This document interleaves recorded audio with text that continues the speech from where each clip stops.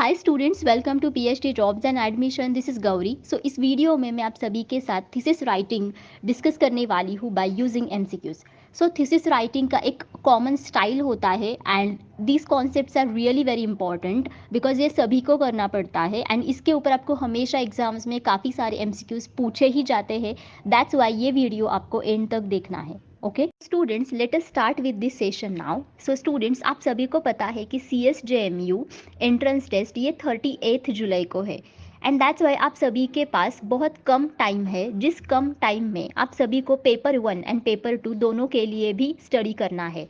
Paper 1 ये purely research methodology के लिए होता है एंड पेपर 2 ये कंसर्न सब्जेक्ट के लिए होता है एंड आप सभी को दोनों ही पेपर्स में अच्छे मार्क्स क्वालिफाई करने हैं, स्कोर करने हैं, तब भी आप एंट्रेंस टेस्ट को क्वालिफाई कर सकते हो। पेपर 1 को क्वालिफाई करने के लिए हम सभी आपको कंप्लीट कोर्स प्रोवाइड करते हैं जिसका नाम है रिसर्च मेथोडोलॉजी कंप्लीट कोर्स, जिस कोर्स की मदद से आप guaranteed CSJMU PhD entrance test को क्वालिफाई कर सकते हो। इस कोर्स में हम सभी आपको full syllabus video lectures provide करते हैं जिसमें थियरीज एंड MCQs दोनों भी अवेलेबल है। हम सभी आपको full syllabus notes and mock test provide करते हैं। बेसिकली हमारे पास ऐसे 10 मॉक टेस्ट अवेलेबल है and each mock test contains 40 MCQs and that's why overall आपके इसमें 400 MCQs कवर हो जाते हैं। हम सभी आपको 1500 से भी ज़्यादा MCQs का रिवीजन PDF प्रोवाइड करते हैं, जिस PDF की मदद से आप सारे टॉपिक्स एक ही PDF में रिवाइज कर सकते हो एंड दैट्स वाई गारंटीड आपको 80% MCQs इसी PDF में से मिलते हैं out of 100% MCQs in the research methodology section of PhD entrance test. और ये जो सारा स्टडी मटेरियल है ये भी आपको हिंदी एंड इंग्लिश ये दोनों ही लैंग्वेजेस में मिलता है।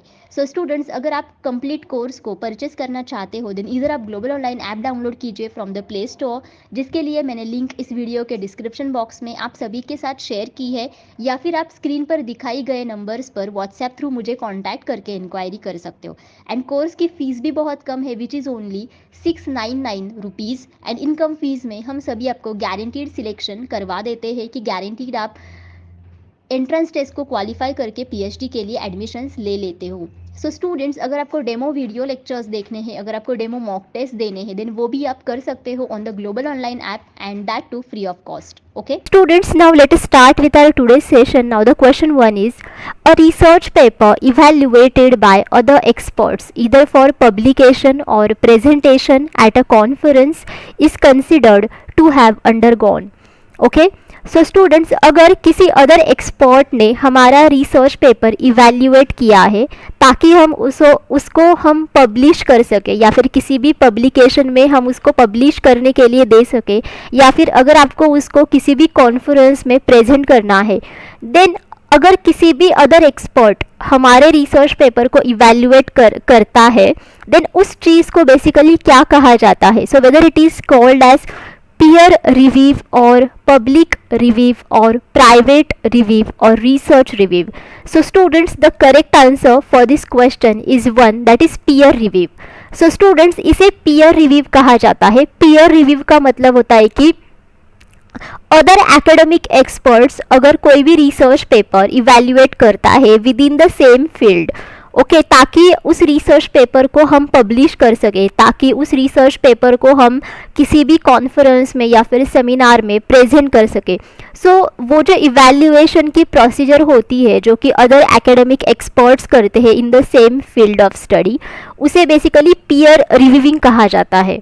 ओके, एंड इसकी वजह से हम लोग रिसर्च पेपर की जो क्वालिटी होती है, उसकी जो एक्यूरेसी होती है, वैलिडिटी होती है, उसको जांच कर सकते हैं बिफोर इट्स पब्लिकेशन और presentation at the conference. Okay, that's the correct answer over here is 1। And जो लोग इसे रिव्यू करते हैं, मतलब जो एक्सपर्ट्स बेसिकली रिसर्च पेपर को रिव्यू करते हैं उन्हें भी रिव्यूवी या फिर रेफरी ऐसा कहा जाता है। Okay, now next is the sources of data और the source of data in research in which an author has evaluated and summarized previous research is known as. So इनमें से कौन सा डेटा का सोर्स ऐसा है जिसमें ऑथर ने पहले से ही प्रीवियस रिसर्च को इवैल्यूएट किया है एंड एज वेल उसको समराइज करके रखा है? So whether it is primary source, weather it is secondary source, weather it is encyclopedias or whether it is bibliographies. So students, primary source ये एक first hand evidence होता है, और you can say कि it's a first hand source और primary source. Okay, मतलब जहाँ पे वो डेटा कोई भी रिसर्चर या फिर एक्सपर्ट क्रिएट करता है, वहाँ से ही जब भी आप उसको कलेक्ट करते हो उसे प्राइमरी सोर्स ऑफ डेटा कहा जाता है. Okay, what is secondary source? Secondary source यानी कि जब भी आप प्राइमरी सोर्स एक किसी भी जगह पे इकट्ठा कर लेते हो, this is called as the secondary source. So the example of secondary source is bibliographies. देखो, बिब्लियोग्राफीज में काफ़ी सारे रेफरेंसेस की लिस्ट होती है, उसमें बुक्स की लिस्ट होती है जिनको आप रेफर करते हो. सो यानी कि इसमें सेकेंडरी सोर्स होता है. Secondary source includes the second hand information. जैसे कि अगर आप इंफॉर्मेशन किसी भी बुक्स में पढ़ते हो या फिर इंटरनेट पे पढ़ते हो, सो ये इंफॉर्मेशन बहुत सारे लोगों ने इकट्ठा करके वहाँ पे लिख दी होती है, and that's this is not a first hand information. So इसे सेकेंडरी सोर्स कहा जाता है. And the example of primary source यानी कि उसी टाइम पीरियड में अगर न्यूज़पेपर में कोई भी न्यूज़ छपती है, so this is called as primary source, because उसी टाइम पीरियड में पहली बार वो न्यूज़ छप गई है बाय द फर्स्ट पर्सन और by the first user. All of you getting? And the remaining option is encyclopedias. So what is this encyclopedias? So encyclopedias ये एक टर्शरी सोर्स है. टर्शरी सोर्स का मतलब होता है कि जब भी आप प्राइमरी एंड सेकेंडरी सोर्सेस से लिया हुआ डेटा किसी भी एक ही जगह पे इकट्ठा करके रखते हो, so it forms the tertiary source. Okay, so यहाँ पे बेसिकली आपको काफ़ी सारी एक्सटेंडेड इंफॉर्मेशन मिलती है अबाउट द स्पेसिफिक टॉपिक, या फिर about the specific time period, या फिर about the person in the form of entries arranged in alphabetical order. So यहाँ पे जितने भी सारी इंफॉर्मेशन आपको मिलती है अबाउट द टॉपिक या फिर टाइम पीरियड या फिर पर्सन, वो सारी इंफॉर्मेशन एक अल्फ़ाबेटिकल ऑर्डर में लिखी होती है. So this is called as tertiary source, and the example is encyclopedias. And that's why देखो, अगर कोई भी सोर्स ऑफ डेटा ऐसा है जिसमें ऑथर ने पहले रिसर्च के वर्क को इवेल्युएट करके रखा है एंड एज वेल समराइज करके रखा है, then obviously it would be the tertiary source, and that's why your correct answer over here should be encyclopedias. Okay, arrange the following components of a research paper written in APA style in correct order. So यहाँ पे आपको 4 जो components दिए हैं about the research paper, and हमें ये components एक correct order में लगाने हैं according to the APA style. सो APA का फुल फॉर्म है American Psychological Association. So American Psychological Association का एक तरीका होता है किसी भी प्रकार के रिसर्च पेपर को या फिर रेफरेंसेस को लिखने का. उनकी एक स्पेसिफिक स्टाइल होती है एंड उस स्टाइल को APA स्टाइल कहा जाता है. So according to the APA style जो तरीका है रिसर्च पेपर को लिखने का, उनमें से सबसे पहला जो कंपोनेंट है जो हमें लिखना चाहिए वो है title page. Okay, the title page. Then your second component would be abstract. What? Abstract. Then जो थर्ड है वो है इंट्रोडक्शन. इंट्रोडक्शन. फोर्थ है मेथड यानी कि data collection methods. Then fifth one is results. So जो ऊपर का मेथड्स है इसमें डेटा एनालिटिकल मेथड्स भी आते हैं. Okay, now sixth one is discussion. So the discussion part. The seventh one is references. References. The eighth one is tables, and the ninth one is figures. Okay, so tables and figures होने के जो chances है वो research topic के ऊपर होते हैं. मतलब कई रिसर्च टॉपिक में काफ़ी सारे टेबल्स आपको यूज़ करने पड़ते हैं एंड एज वेल फिगर्स भी यूज़ करने पड़ते हैं. फिगर्स यानी कि diagrams. okay, or you can say graphical representation of the data. So according to this correct order you can say that your correct answer to this question should be 1, because यहाँ पे सबसे पहले आएगा abstract, okay, then उसके बाद में आएगा references, देखो रेफरेंसेस, देन उसके बाद में आएगा tables and the last one is figures. बाकी के बीच वाले ऑप्शंस यहाँ पे मेंशन नहीं किए हैं. Next is which of the following are examples of parenthetical citations. Now इनमें से कौन से पैरेंथेटिकल साइटेशंस के एग्जाम्पल्स है. सो स्टूडेंट्स, साइटेशंस का मतलब होता है कि you are referencing style, and parenthetical ये एक रेफरेंसिंग स्टाइल है और ये एक रेफरेंसेस लिखने का तरीका है. एंड यहाँ पे आप जो क्रेडिट देते हो वो आप पैरेंथेसिस को क्रेडिट देते हो, ओके, और आप यहाँ पे पैराफ्रेजेस को क्रेडिट देते हो. मतलब अगर कोई भी पैराफ्रेज आपने लिखा है एंड ओके, एंड उस पैराफ्रेज को अगर आपने कहाँ से भी रेफर किया है, देन उस पैराफ्रेज को अगर आपको क्रेडिट देना है या फिर उस पैराफ्रेज के रेफरेंस को आपको लिखना है, so this is called as parenthetical citations. So I can give you the example, जैसे कि देखो for example this is a sentence, choose the most appropriate answer from the options given below. So ये sentence मैंने कहीं और जगह से copy किया है एंड यहाँ पे पेस्ट किया है, यानी कि मैंने कई और सोर्स का इस्तेमाल किया है, उसको रेफर किया है, एंड उसको रेफर करने के बाद मैंने ये सेंटेंस वहाँ से कॉपी करके यहाँ पे पेस्ट किया है. सो इस पर्टिकुलर पैराफ्रेज को या फिर सेंटेंस को अगर मुझे नाम देना है रेफरेंस का, मतलब उस पर्टिकुलर रेफरेंस को अगर मुझे यहाँ पे क्रेडिट देना है, देन इसके बाद मैं उसका नाम लिखूंगी, मतलब उस सोर्स का मैं नाम लिखूंगी जहाँ से मैंने ये पैराफ्रेज लिया है. सो इसे कहा जाता है parenthetical citation. All of you getting? Okay, and इसमें मोस्टली ऑथर का नाम लिखा हुआ होता है, as well publication date and page number. ये 3 ही चीज़ें यहाँ पे होती है. Okay, all of you understood. And इनमें से जो APA स्टाइल है, देन हार्वर्ड स्टाइल है, देन शिकागो स्टाइल है एंड MLA स्टाइल है, ये 4 ऐसे साइटेशंस है जो पैरेंथेटिकल साइटेशंस है. And that's why your correct answer should be 1 over here. So let us see one by one all of these parenthetical styles. So इनमें से सबसे पहला है APA style. Okay, so according to the APA style आप इसे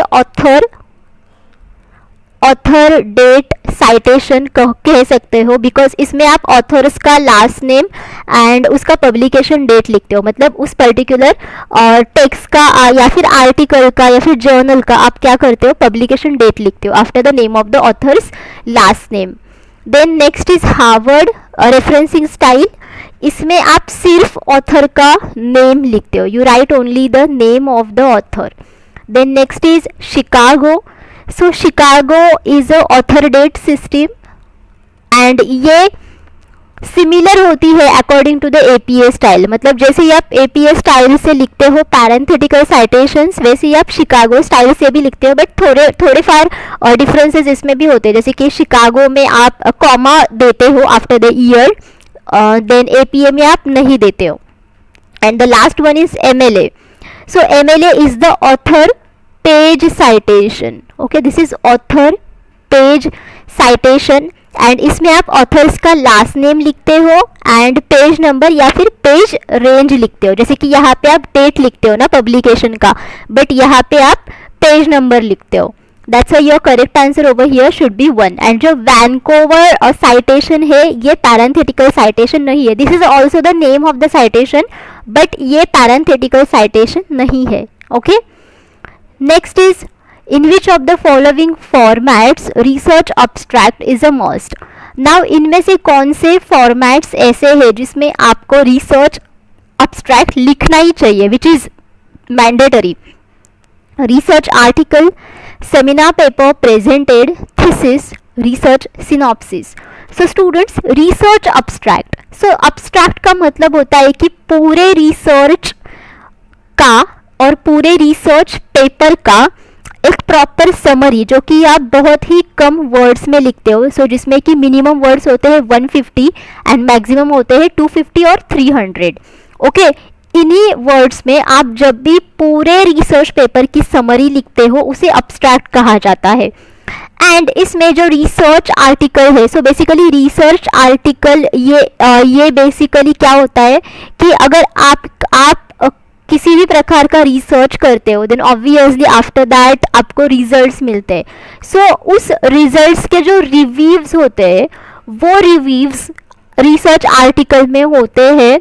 and research article ये हमेशा peer reviewed journals में पब्लिश किए जाते हैं। एंड जब भी आप रिसर्च आर्टिकल्स को लिखते हो देन उसको भी लिखने का एक तरीका होता है, जैसे कि रिसर्च आर्टिकल में सबसे पहले आप लिखते हो टाइटल, उसका टाइटल क्या है, then after that you write the abstract, then abstract के बाद आप लिखते हो इंट्रोडक्शन, इंट्रोडक्शन के बाद आप लिखते हो मेथोडोलॉजी, मेथोडोलॉजी में मोस्टली आप ये लिखते हो कि आपने कितने सारे डेटा कलेक्शन मेथड्स को यूज़ किया है। Then after that you write the results, then results के बाद आप डिस्कशन लिखते हो, डिस्कशन के बाद रेफरेंसेस लिखते हो। So this is the common criteria of writing a research article. देखो रिसर्च आर्टिकल में आप अब्स्ट्रैक्ट लिखते हो, दैट्स व्हाई ये आपका आंसर आएगा। Next is seminar paper presented. So जब भी आप किसी भी सेमिनार में रिसर्च पेपर को प्रेजेंट करते हो, so this is called as seminar paper. So seminar paper में सबसे पहले आपको अब्स्ट्रैक्ट लिखना पड़ता है, then after that you write the background information of the research, then after that आप एनालिसिस लिखते हो, मतलब data analysis, and then next one is conclusion. So यहाँ पे भी आप अब्स्ट्रैक्ट लिखते हो, सो ये भी आपका आंसर आएगा। एंड थीसिस, थीसिस तो आप सभी को पता है, व्हाट इज दैट। थीसिस तो हम सब ने लिखा है जब भी हमने हमारा मास्टर्स का डिसर्टेशन प्रोजेक्ट किया था। सो थीसिस ये बेसिकली एकेडमिक इंटीग्रेशन का एक पार्ट है, एंड विदाउट थीसिस आपकी मास्टर्स डिग्री फुलफिल नहीं होती है। एंड दैट्स वाई थीसिस लिखने का भी एक तरीका होता है जिसमें सबसे पहले आप क्या लिखते हो, टाइटल लिखते हो, then after that you write the abstract, then आप इंट्रोडक्शन लिखते हो, right, then after that you write the review, review यानी कि literature review, then methodology, then after that you write the results, results के बाद आप डिस्कशन लिखते हो, राइट, डिस्कशन के बाद आप बिब्लियोग्राफी लिखते हो, ओके। एंड इंट्रोडक्शन के पहले एंड अब्स्ट्रैक्ट के बाद आप टेबल्स भी ड्रॉ करते हो, टेबल्स यानी कि और इंडेक्स टेबल कि किस पेज पर क्या है। So again thesis includes abstract, so ये भी आपका आंसर आएगा। And the last option is research synopsis. Research synopsis का मतलब होता है कि प्लान फॉर अ रिसर्च, मतलब रिसर्च के लिए किया गया प्लान, यानी कि research synopsis. And that's why research synopsis में रिसर्च प्रॉब्लम को लिखा जाता है, देन आफ्टर दैट उसमें ऑब्जेक्टिव्स को लिखा जाता है, देन आफ्टर दैट उसमें हाइपोथेसिस को लिखा जाता है, देन प्रोसीजर, मतलब किन किन प्रोसीजर्स का आप इस्तेमाल करोगे, then research design, then sample to be selected, मतलब किस प्रकार का सैम्पल आप सिलेक्ट करोगे, then after that tools, tools यानी कि data collection tools, then analysis and interpretation of data, okay, interpretation of data and उसके पहले analysis, okay. That's why here देखो आप अब्स्ट्रैक्ट नहीं लिखते हो सिनॉप्सिस में, एंड दैट्स वाई ये आपका आंसर नहीं आएगा। So your correct answer should be 3, 1, 2 and 3। What is the full form of MLA as a referencing style? So हमने इसी वीडियो में देखा था पिछले क्वेश्चन में अबाउट MLA कि ये एक रेफरेंसिंग स्टाइल है, एंड इसका फुल फॉर्म यहाँ पे आपको पूछा है, weather it is machine language adaptation, weather it is modern language association, whether it is management language authority, whether it is mainstream language association. So students MLA का जो full form है वो है modern language association, and MLA ये 2 parts में लिखा जाता है। उनमें से सबसे पहला है इन टेक्स्ट साइटेशन, यानी कि जब भी आप टेक्स्ट लिखते हो देन उसमें जो टेक्स्ट के जो रेफरेंसेस होते हैं, ओके वो आप टेक्स्ट के बाद लिखते हो. So this is called as in-text citation, जिसमें आप बेसिकली क्या लिखते हो, जिसमें आप ऑथर का नाम लिखते हो, यानी कि ऑथर का last name, and then after that page number लिखते हो या फिर पेज रेंज लिखते हो. Okay, and the second part of this is works cited. Okay, works cited का मतलब है कि पूरे रेफरेंसेस की जो लिस्ट होती है दैट इज एक्चुअली, जो कि सबसे एंड में होती है after the research result section. Okay, so this is work cited. सो ये दो पार्ट्स होते हैं मॉडर्न लैंग्वेज एसोसिएशन के. When two or more successive footnotes refer to the same work, which one of the following is used? Okay, जब भी दो या फिर उससे भी ज़्यादा सक्सेसिव फुटनोट्स एक ही वर्क को रेफर करते हैं, देन उसके लिए आप इनमें से कौन सा शॉर्ट फॉर्म यूज़ करोगे, वेदर यू विल यूज़ आईबिड या फिर एएल या फिर ऑपसीट या फिर लोकसीट. सो स्टूडेंट्स, जब भी आप फुटनोट्स लिखते हो, फुटनोट्स का मतलब होता है कि जब भी आपका पूरा रिसर्च पेपर लिख के होता है, देन रिजल्ट्स के बाद जब भी आप रेफरेंसेस की लिस्ट लिखते हो, देन उसमें काफ़ी सारे ऐसे शॉर्ट फॉर्म्स इस्तेमाल किए जाते हैं, एंड उन्हें एंड बेसिकली ये सारे शॉर्ट फॉर्म्स फुटनोट्स में इस्तेमाल किए जाते हैं. ओके, एंड सो ये सारे शॉर्ट फॉर्म्स है. ओके, एंड जब भी दो या फिर उससे भी ज़्यादा सक्सेसिव फुटनोट्स को आपको लिखना है, एंड ये फुटनोट्स बेसिकली अगर एक ही वर्क को रेफर करते हैं, देन उनको लिखने के लिए एक शॉर्ट फॉर्म इस्तेमाल किया जाता है. So what is that? So this short form is called as ibid. Okay, so ibid का मतलब है कि आईबिडेम, यानी कि in the same place, in the same place. Okay, so students, अगर पहले फुटनोट में आपने एक वर्क को रेफर किया है, एंड उसी फुटनोट को अगर आपको आगे के फुटनोट में रेफर करना है, देन आप क्या लिखोगे? Ibid in the same place, because successive footnotes वो भी दो या फिर उससे भी ज़्यादा एक ही वर्क को रेफर कर रहे हैं. All of you getting? And that's Y ये पूरा सेंटेंस लिखने की बजाय आप आईबिड लिखोगे, जिसका मतलब है इन द सेम प्लेस. मतलब इन द सेम प्लेस को लिखने की बजाय आप क्या लिखोगे? Ibid. Okay, what is et al? Et al का मतलब है एंड अदर्स. जब भी आपको दो से भी ज़्यादा ऑथर्स का नाम लिखना है, देन इन दैट सिचुएशन आप सारे ऑथर्स के नाम नहीं लिखते हो, आप सिर्फ एक ही ऑथर का नाम लिखते हो, and after that you write et al and others. All of you getting? What is op cit? Op cit का मतलब क्या है? ऑपसिट का मतलब होता है in the work cited. Okay, in the work cited. जब भी आपको फुल टाइटल ऑफ वर्क को बार बार रिपीट करना होता है, देन उसके टाइटल को बार बार रिपीट करने की बजाय आप वहां पे लिखते हो ऑपसिट. ओके, फॉर एग्जाम्पल बिब्लियोग्राफी में एक साइटेशन आपने लिखा है. ओके, एंड उस साइटेशन का फुल नाम आपको रीडर को रेफर करना है. ओके, देन उसके लिए आप मेंशन करोगे op cit in the work cited. Okay, instead of writing the title of the cited work. Okay, now what is log seat? So it is used to repeat title and page number for given work. Okay जैसे कि op seat में अगर title repeated होता है in the same work, okay and अगर आपको उस title को रीडर को रेफर करना है देन उसके लिए जैसे कि आप ऑप सीट मेंशन करते हो वैसे ही आप लोक सीट मेंशन करते हो उसी समय. बट यहाँ पे एक ही डिफरेंस है कि इसमें आप पेज नंबर को भी रेफर करते हो, बट ऑप सीट में आप सिर्फ टाइटल के लिए रेफरेंसेस देते हो, बट लोक सीट में आप पेज नंबर को भी रेफर करते हो along with the title of the cited work. Okay, that's why here in this case your correct answer should be 1 in the same place. So आपको ये सारे शॉर्ट फॉर्म्स एंड उसके meanings याद रखने हैं एंड कब किस समय आपको ये शॉर्ट फॉर्म्स इस्तेमाल करने हैं वो भी आपको याद रखना है.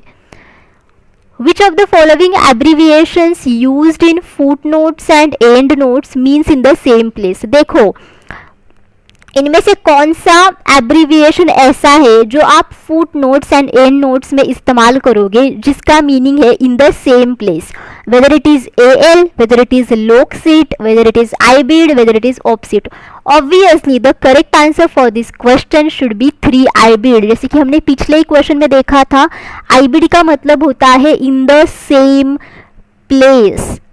ओके, अगर आपके सक्सेसफुल 2 या फिर उससे भी ज़्यादा फुट नोट्स एक ही रेफरेंसेस को रेफर करते हैं, देन उसके लिए आप लिखोगे इन the same place. All of you getting? That's why your correct answer should be 3. The dash of a research article is placed near it's beginning. Now इनमें से कौन सा ऑप्शन ऐसा है जो रिसर्च आर्टिकल में आप एकदम से ऐसे बिगिनिंग में लिखते हो? So whether it is summary, whether it is abstract, whether it is synopsis, whether it is preface. So obviously students, जैसे कि हमने पिछले ही क्वेश्चन में देखा था कि जब भी आप रिसर्च आर्टिकल लिखते हो देन उसमें सबसे पहले आप टाइटल लिखते हो, then after that you write the abstract. So यहाँ पे टाइटल तो ऑप्शन है नहीं, so the next option is abstract. That's why your correct answer for this question should be abstract, because ऐसे सिचुएशन में आप क्या लिखते हो? abstract. समरी भी एक सारांश होता है, बट समरी ये बहुत बाद में लिखी जाती है and summary basically research article में नहीं लिखते. रिसर्च आर्टिकल में जो लिखा हुआ होता है which is exactly abstract. And synopsis, हमने सिनॉप्सिस भी देखा, यानी कि रिसर्च सिनॉप्सिस, राइट, जिसमें आप क्या लिखते हो? बेसिकली जिसमें आप प्रॉब्लम लिखते हो, ऑब्जेक्टिव्स लिखते हो, hypothesis, procedure, design, sample to be selected, tools, analysis and interpretation of data. So research synopsis में बेसिकली अब्स्ट्रैक्ट नहीं लिखा हुआ होता है. एंड प्रीफेस, प्रीफेस ये किसी भी बुक को रीड करने से पहले लिखा हुआ होता है, जिसमें बुक के बारे में इंफॉर्मेशन होती है एंड एज वेल ऑथर के बारे में इंफॉर्मेशन होती है. एंड अगर ऑथर को किसी दूसरे ऑथर को क्रेडिट देना है देन उसके लिए भी वो प्रीफेस में वो सारी चीज़ें मेंशन करता है.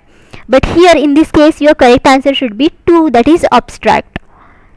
The term op cit stands for. ना ऑप्सीट का मतलब क्या है? As cited above, as cited opposite, as cited in the appendix, as cited in the bibliography.